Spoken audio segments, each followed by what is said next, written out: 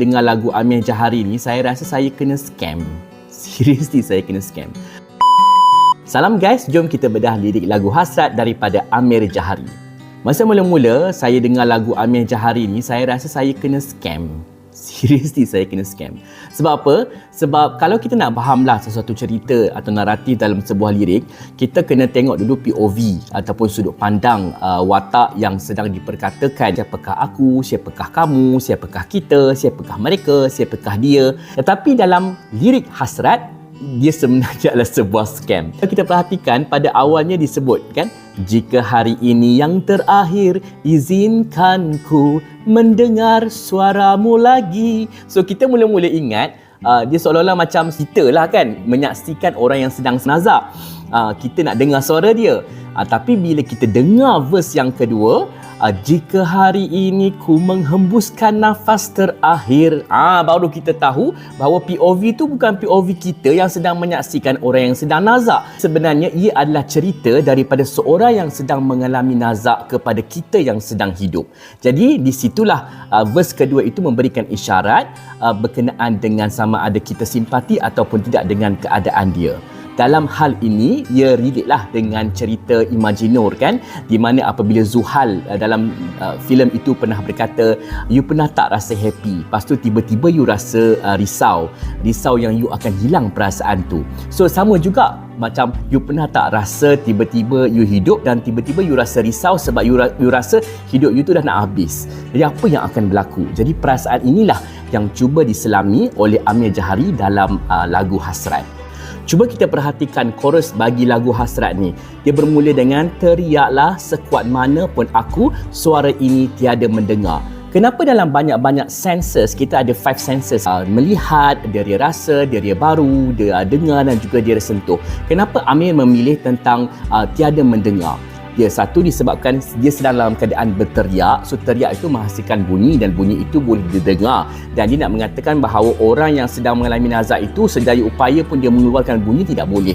Tafsiran yang kedua yang saya rasakan ialah sebenarnya Amir cuba nak menceritakan kepada kita proses kematian, di mana kalau kita lihat secara saintifik, kelima-lima deria yang kita ada itu tidak berakhir secara serentak.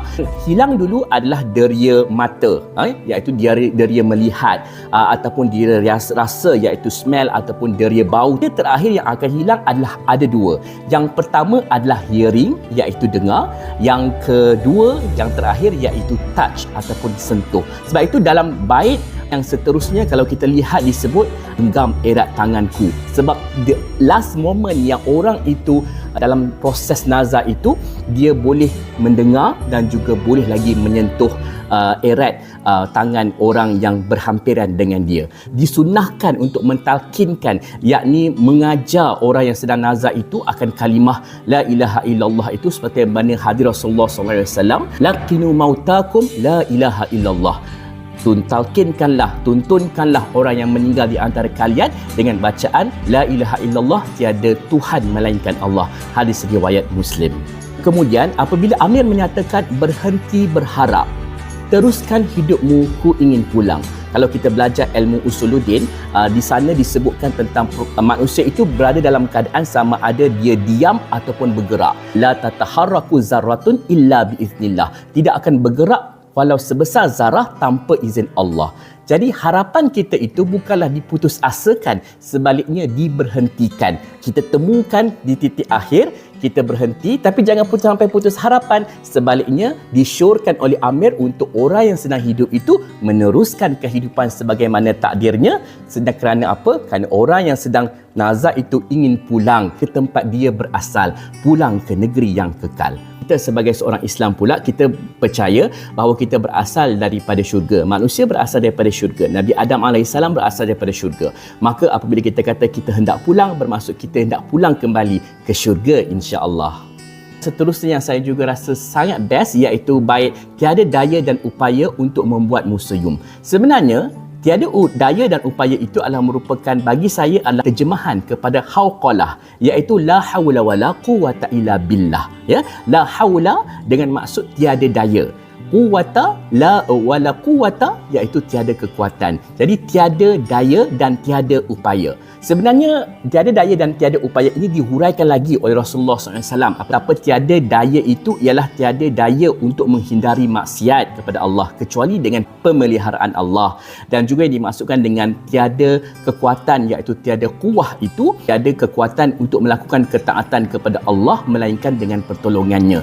Di kata lain, orang yang sedang nazar itu berharap agar apa sahaja yang berlaku sama ada baik ataupun buruk kepada orang yang sedang dia cintai yang masih hidup itu, semoga-mogalah dipermudahkan oleh Allah Subhanahu Wa Taala untuk dia terus hidup dalam penuh kebahagiaan, dalam erti kata ketaatan kepadanya.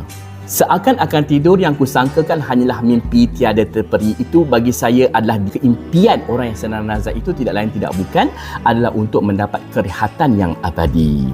Amir menyebutkan, Tuhan izinkanku. Inilah satu penyataan daripada orang yang sedang nazar itu kepada Tuhanlah, iaitu dia menyatakan bahawa apa sahaja rasa cinta dia, ceritakanlah kepada orang yang sedang hidup itu. Jadi kalau anda rindu kepada seseorang, bermaksud anda teringat kepada orang itu adalah sebenarnya surat cinta daripada orang yang telah pergi itu kepada kita dengan izin Allah Subhanahu Wa Taala. Itu sahaja sedikit sebanyak apa yang saya faham daripada lagu Hasrat, dan moga-moga lagu Hasrat mempunyai rezeki di AJL 38. Ketemu kita di bedah lagu yang seterusnya, insya-Allah.